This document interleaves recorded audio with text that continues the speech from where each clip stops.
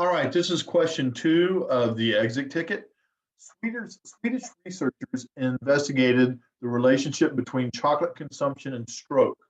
The researchers gave a questionnaire, and I'm going to mark this because this is going to be important later. The questionnaire about eating habits to a randomly selected sample of Swedish men. Based on the responses of the questionnaire, the men were classified into 2 groups. Group A consisted of 9,250 men who ate the most chocolate per week, and Group B consisted of 9,250 men who ate the least chocolate per week. The researchers tracked the men's health for 10 years. During that time, there were 458 cases of stroke among the men in Group A. So Group A had 458. Our X would have been 458 out of 9,250. This is going to be Group A. Group B had 543 cases of stroke out of the 9,250. So this is our X for Group B and our N for Group B. Part A, do the data provide convincing statistical evidence that Swedish men who would be classified in Group A have lower than those in Group B? Now, I know that's real creative saying A and B. So I'm going to say the proportion of A and the proportion of B. Notice I didn't use number 1 and number 2. Absolutely could have, but this just made it easy for me because the problem was talking about A. So I just used the subscripts that made sense and made my life easier. And they were trying to see whether would have a lower probability. Is A lower than B? I still have to define it. If you want to define your parameters first, that may help you out.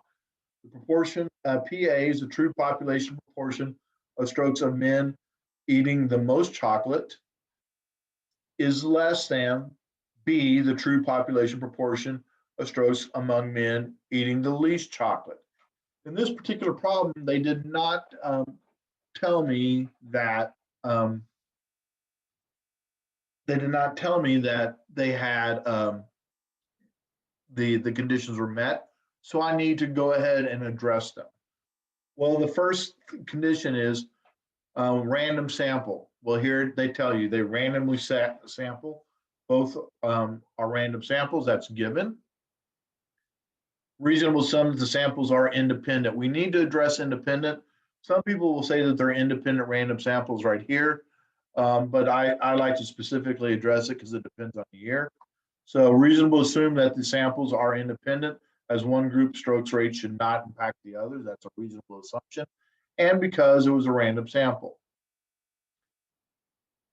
All right, then we need to check the 10% condition. So 9,250 divided by 0.1, well, there's probably 92,500 men in the entire country of Sweden that eat a lot of chocolate. I use copious because I'm making fun of them.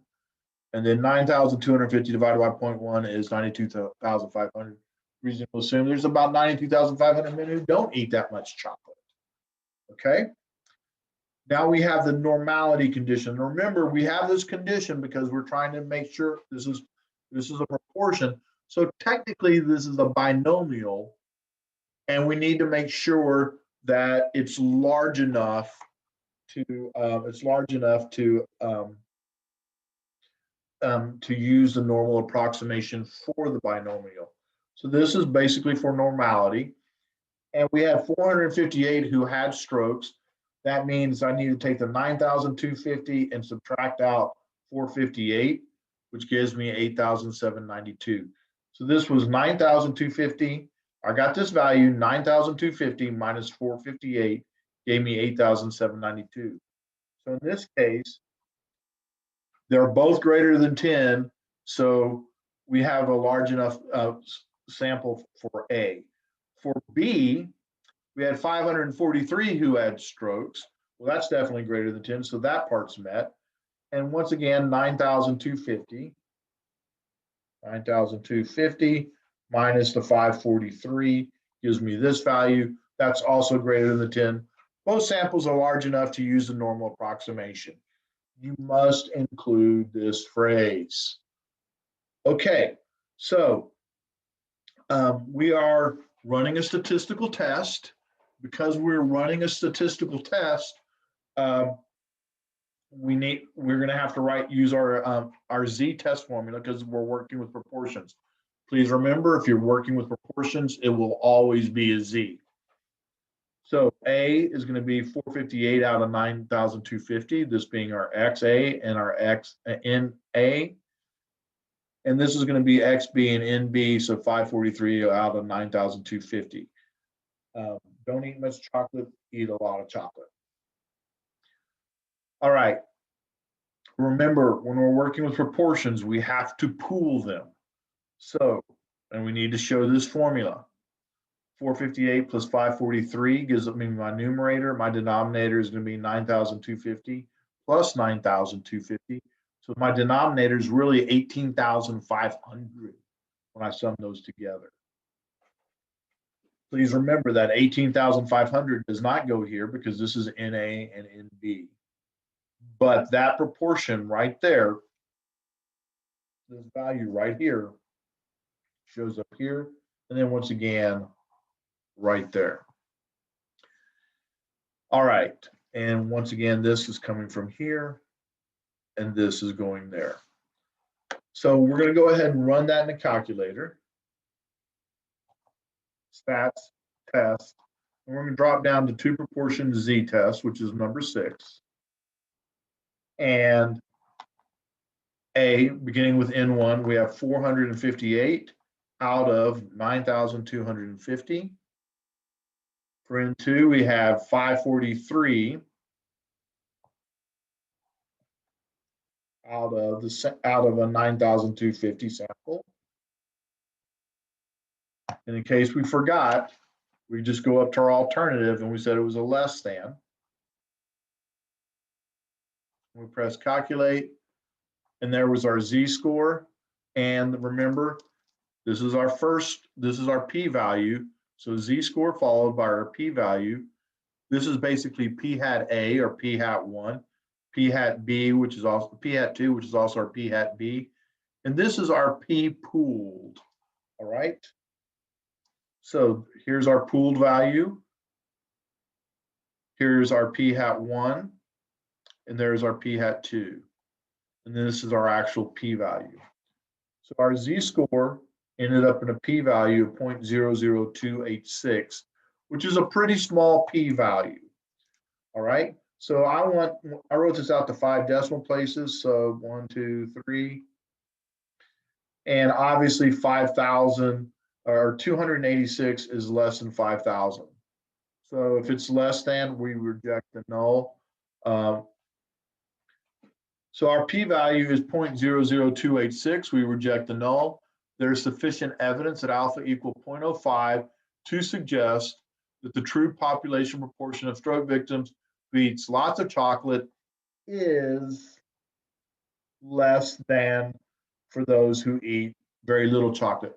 In other words, based on our samples, based on what we got or collected, if you eat a lot of chocolate, you have fewer strokes. All right. Then we have part B.